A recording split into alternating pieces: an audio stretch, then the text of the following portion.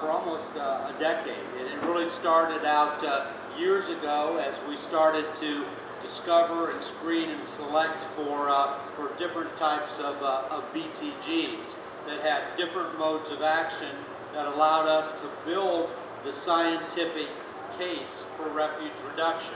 So as you all recall, the first biotech products in corn, the first yield guard product, started in 1996, where we had one gene in that corn plant, and the refuge requirement, and remember the refuge is the part of the farm or field that doesn't have a Bt gene that's there to preserve the insect genetics without a resistance pressure, and so that if there ever was a resistant bug that was created, it would mate with another non-resistant bug, and then genetically nothing would happen.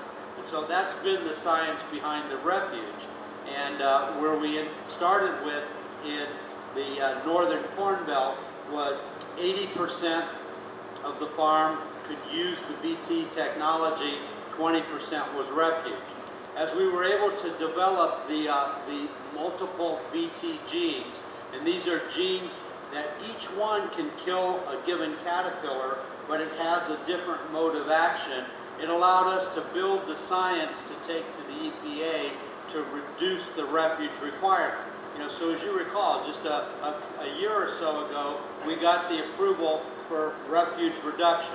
That was a big event. In all my years of working with the EPA, getting the EPA to reduce a regulatory requirement is a big deal. So, getting that SmartStax and that double pro approval, where we could now plant 95% of the farm or field with the technology, 5% is the structured refuge, was a big step. That's been a big part of the process. It's also been a part of our regulatory strategy as we've worked with the agency to gain that understanding and approval.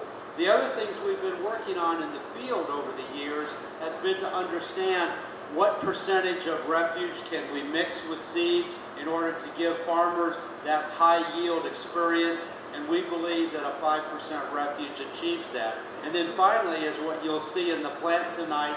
The third piece has been the machinery and the manufacturing side. We want to make sure that as we move to blending that refuge in a single bag, that bag is absolutely on spec and that it's uniform.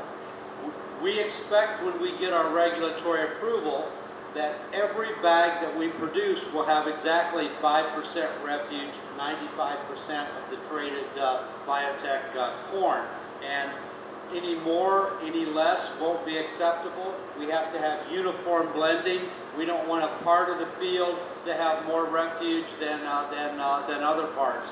And so a very precise manufacturing and seed blending technology. So that's a bit of the science and the manufacturing. Where we stand today is we've completed the regulatory submissions for both SmartStax and Double Pro. We expect to have an SAP advisory panel in December, and there the agency is simply making the decision to go from a 5% structured refuge to that 5% refuge in a bag. And if we're on track with that review, we expect to be, we'll be in a position to launch the rib product for the spring of 2012, which will basically be another growing season after next year. So a lot of excitement, a lot of enthusiasm.